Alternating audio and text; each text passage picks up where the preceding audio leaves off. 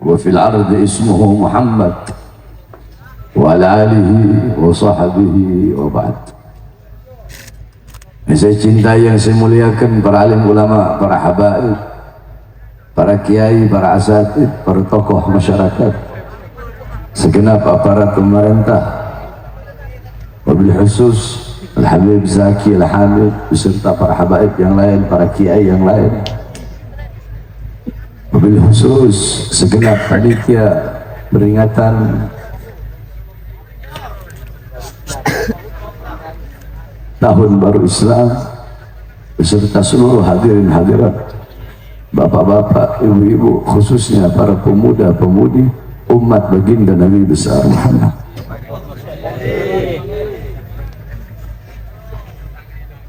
Saudara-saudara, sebenarnya tadi saya dari rumah sakit itu tidak diperbolehkan untuk hadir. Tetapi saya tanya, acaranya di mana? Pengantenan. Saya pengantenan ya? Pegantengan. Tapi kenapa saya tetap hadir?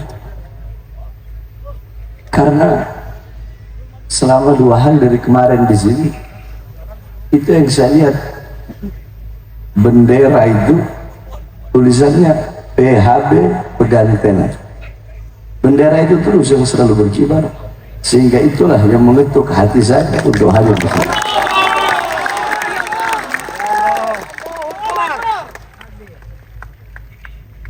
Jadi mohon maaf, saya tidak bisa lama di sini.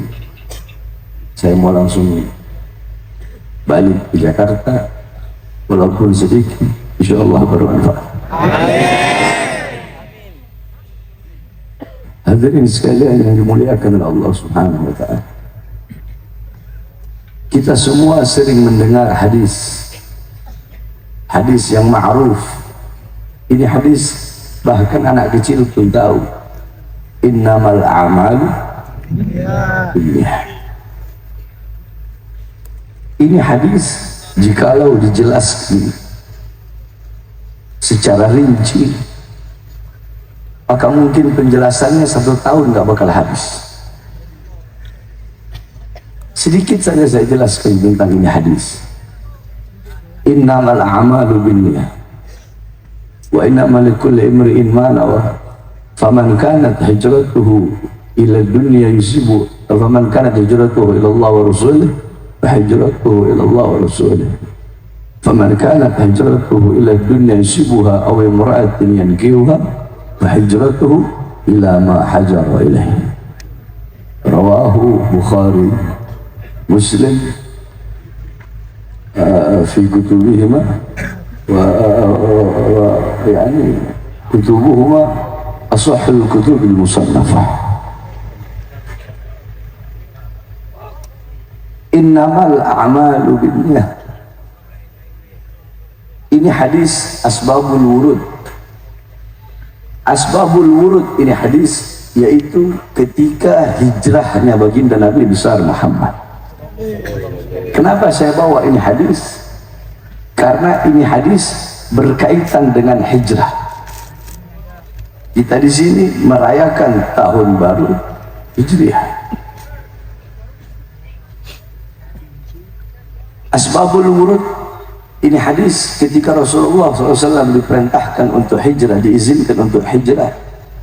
Semua para sahabat Nabi, mereka hijrah niatnya karena Allah, niatnya untuk mengikuti Rasulullah. Tetapi ada satu sahabat yang dimana sahabat ini dia hijrah, dia pergi ikut ke Yathrib bukan niat untuk mengikuti perintah Allah, bukan niat untuk mengikuti Rasulullah, tetapi niat untuk menikahi perempuan.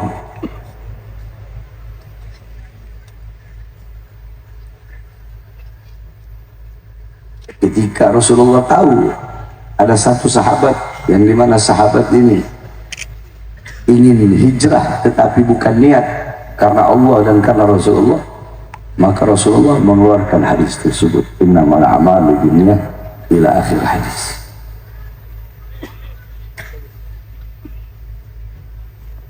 Yakni segala amal perbuatan tergantung pada niat. Allah Subhanahu wa ta'ala lebih dulu melihat niat seseorang sebelum melihat amal seseorang. Allah lebih dulu melihat niat seseorang sebelum melihat amal seseorang.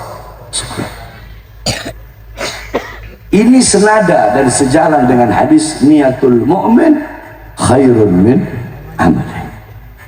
Niat seorang mukmin itu lebih baik, lebih utama daripada amalnya. Jadi Allah lebih dulu lihat kepada niat, baru Allah lihat kepada amal. Contoh, jikalau kita niat berbuat baik, saya nanti malam mau sholat tahajud. Ketika engkau niat, itu engkau mendapatkan pahala, walaupun engkau belum melakukan amalnya. Pahala apa? Pahala niat. Ketika engkau sholat, engkau mendapatkan pahala lagi. Pahala apa? Pahala amal. Ya Allah, saya niat nanti keluar dari rumah, kalau ada duri di jalan mau saya angkat. Kau dapat pahala. Kalau ada duri, kau angkat, kau dapat pahala amal, 2 pahala. 1 pahala niat, 2 pahala amal. Tapi kalau ternyata duri tidak ada, tetap kau mendapatkan pahala. Pahala apa? Pahala niat. Ini pentingnya niat. Yakni Allah melihat niat. Yang Allah lihat itu niatnya, tujuannya. Contoh, Nabi Allah Ibrahim alaihissalam ketika dibakar oleh api Namrud, ada 2 binatang. Yang satu binatang kecil yang fasik yang bernama cicak.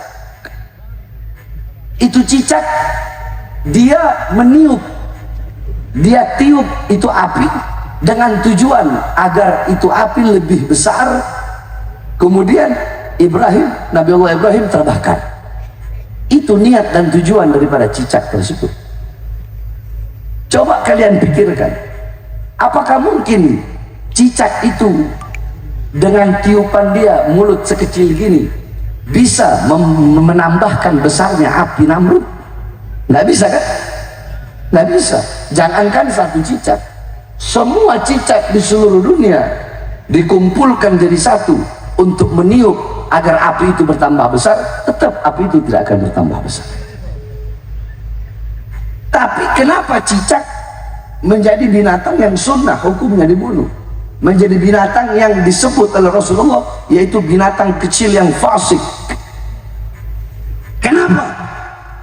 Karena niat dan tujuan si cicak tersebut adalah niat buruk, yaitu ingin menambah besarnya api daripada Namrud yang membakar Nabi Allah Ibrahim, walaupun niatnya dia tidak terlaksana. Paham? Di sisi lain ada satu binatang, yaitu katak. Ini katak, dia loncat ke sungai, dia ambil air dari sungai, dia loncat lagi, dia siram itu api dengan niat dan tujuan ingin memadamkan apinya Namrud dan menyelamatkan Nabi Allah Ibrahim. Ini pekerjaan katak, amalnya ini amal sia-sia. Jangankan satu katak, walaupun seluruh katak di dunia mengambil air untuk memadamkan api Namrud, itu api nggak bakal Pak. Tapi Allah tidak lihat amalnya. Allah tidak lihat amalnya dia yang nyiram itu, tapi Allah lihat niat dan tujuannya untuk menyelamatkan Nabi Allah Ibrahim alaihissalam, sehingga katak menjadi binatang yang haram untuk dimakan. Paham? Jadi Allah lebih dulu melihat kepada ini. Iya, maka pasang niat yang baik di dalam melakukan hal apapun, perkara-perkara ibadah, perkara-perkara mubah. Kalau engkau niatkan untuk ibadah, maka engkau mendapatkan pahala dari Allah Subhanahu wa ta'ala. Apapun itu.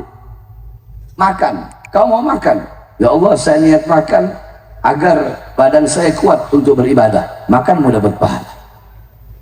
Ya Allah, saya niat tidur untuk mengistirahatkan badanku, karena badanku punya hak untuk beristirahat, sehingga aku bangun dalam keadaan segar, aku bisa beribadah kepadamu. Tidurmu dapat pahala. Mandi, ya Allah, saya niat mandi biar segar untuk bisa beribadah kepadamu. Mandimu dapat pahala. Perkara-perkara mubah yang kau lakukan, kalau kau niatkan dengan niat ibadah, maka kau mendapatkan pahala di sisi Allah Subhanahu wa Ta'ala. Maka setiap engkau mau keluar rumah, pasang niat yang baik, tujuan yang baik. Al-Habib Ahmad Al-Muhdar radhiyallahu anhu, beliau mendapatkan derajat yang tinggi di sisi Allah. Apakah beliau orang alim? Bukan. Apakah beliau seorang wali? Bukan. Ahli Quran? Bukan. Ahli agama? Bukan. Terus beliau hanyalah seorang pedagang. Tapi kenapa mendapatkan derajat yang tinggi di sisi Allah? Setiap beliau keluar dari rumah mau ke toko, itu beliau punya buku catatan yang penuh dengan niat-niat yang baik. Hari ini saya niat mau sholat sunnah di masjid ini. Hari ini saya niat mau sedekah sekian. Hari ini saya niat ini. Hari ini saya niat ini. Saya niat ini. Semua niat yang beliau tulis itu tidak mungkin beliau lakukan semuanya. Paling 1, 2, 3 yang beliau lakukan. Tetapi beliau mendapatkan pahala dari semua niat yang telah beliau niatkan, walaupun beliau tidak melakukan. Itu luar biasanya niat. Nah, niat buruk sebaliknya. Kalau niat baik, engkau belum melakukan amal baik itu, kau mendapatkan pahala. Kalau niat buruk sebaliknya. Kamu niat mencuri, kamu belum mendapatkan dosa ketika kamu belum mencuri. Niat mencuri, kau belum dapat dosa. Tapi ketika kau mencuri, baru kau dapat dosa. Tapi apabila engkau menggugurkan niat burukmu, kau gugurkan karena takut kepada Allah, bukan takut ketahuan polisi. Ada kan orang mau maling motor nggak jadi, kelihatan sama orang. Nah, kalau itu tetap dia dapat dosa. Yang dimaksudkan menggugurkan niat di sini adalah menggugurkan niat jahatnya, niat buruknya karena Allah. Apabila dia telah niat buruk, kemudian dia gugurkan niatnya karena takut kepada Allah, maka dia mendapatkan pahala. Jadi niat ini begitu luar biasa. Maka tanamkan dalam hatimu, segala apapun yang kau lakukan, niatkan karena Allah Subhanahu wa Ta'ala. Jangan engkau niatkan karena dunia, harta, pangkat, jabatan, tahta, kekuasaan, atau suhro, ketenaran, atau popularitas. Jangan. Niatkan semuanya karena Allah Subhanahu wa Ta'ala. Karena kelak di akhirat, wallahu alimun bidzatis sudur. Allah yang mengetahui hal-hal yang berada di balik dada. Allah tahu apa niatmu, apa tujuanmu, sehingga kelak di akhirat ada satu orang yang datang, dia berkata, ya Allah, dulu di dunia aku baca Quran karenamu ya Allah. Apa kata Allah? Kadzabta, bohong kamu, dusta.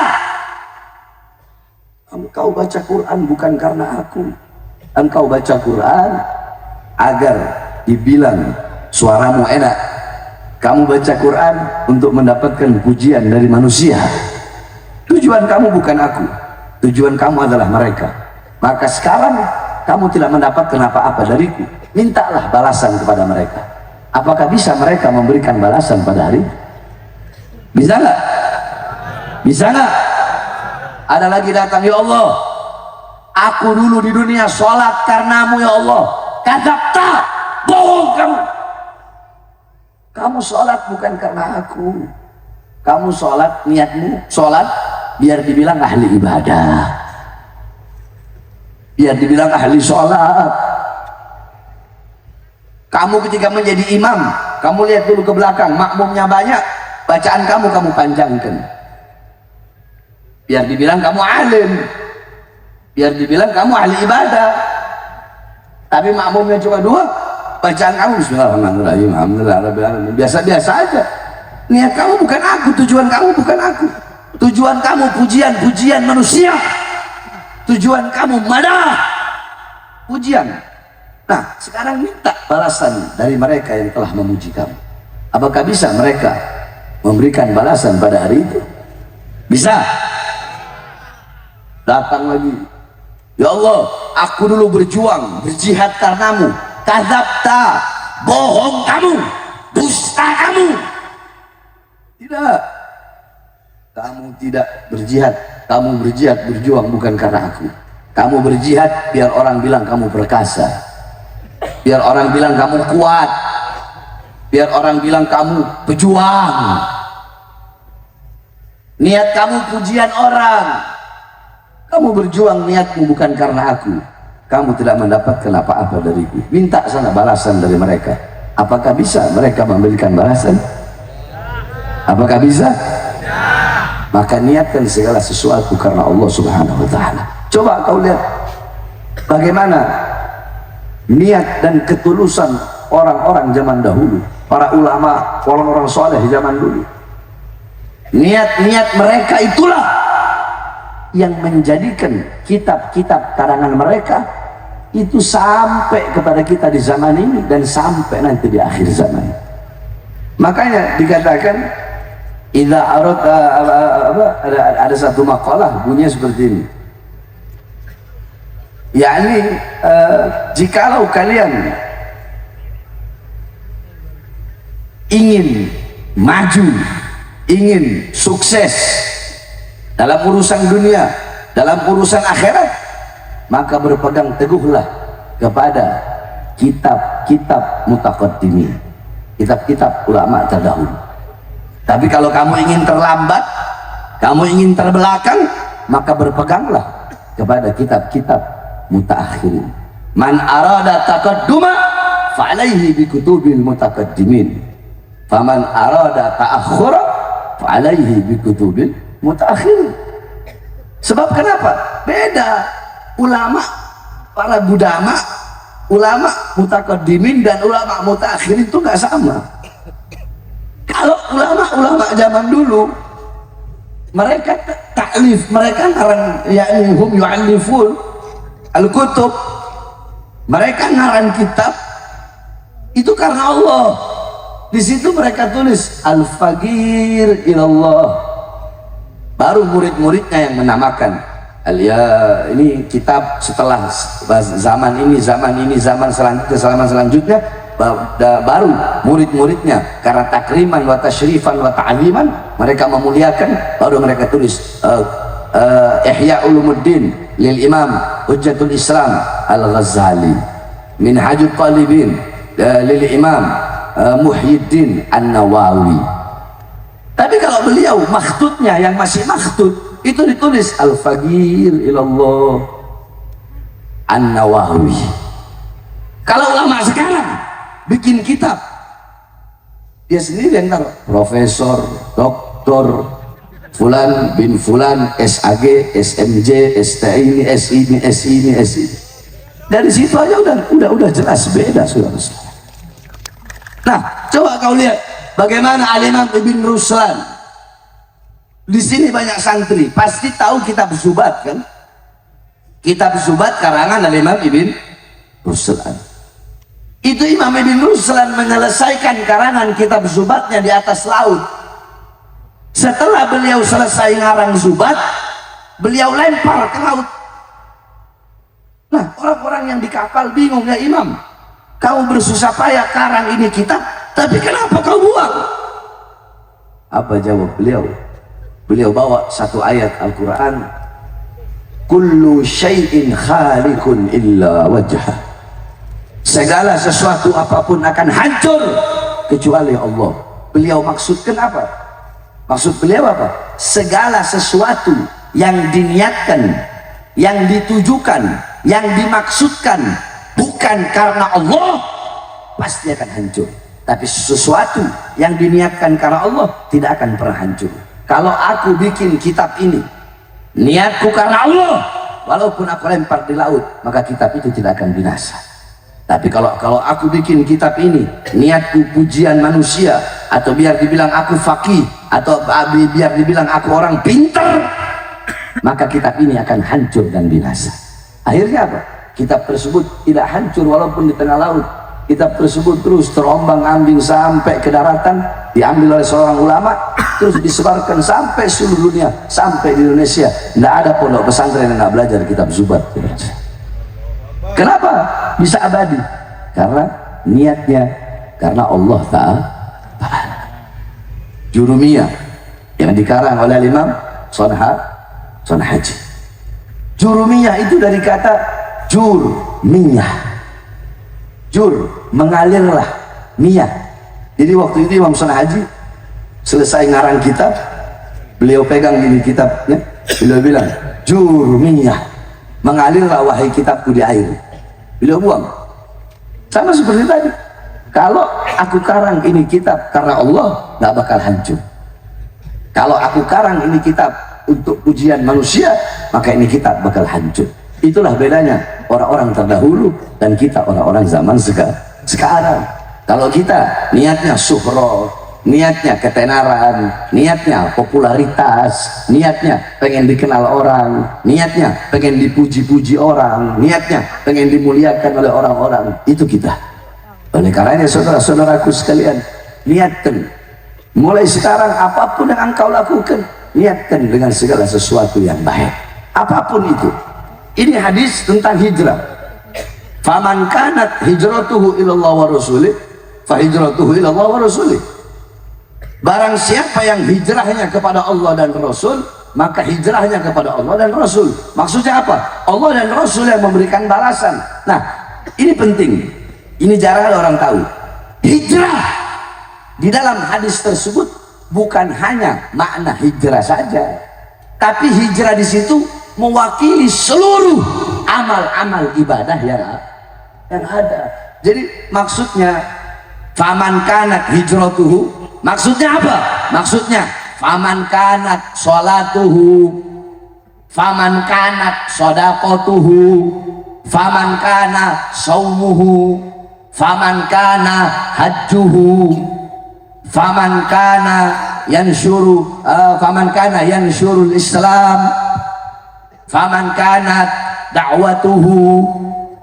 Jadi hijrah bukan hanya makna hijrah saja, tapi hijrah di situ mewakili amal-amal ibadah yang lain. Jadi barang siapa yang hijrahnya, maksudnya barang siapa yang sholatnya, barang siapa yang puasanya, barang siapa yang hajinya, barang siapa yang sedekahnya karena Allah dan Rasul, maka Allah dan Rasul akan memberikan balasan kelak di hari kiamat.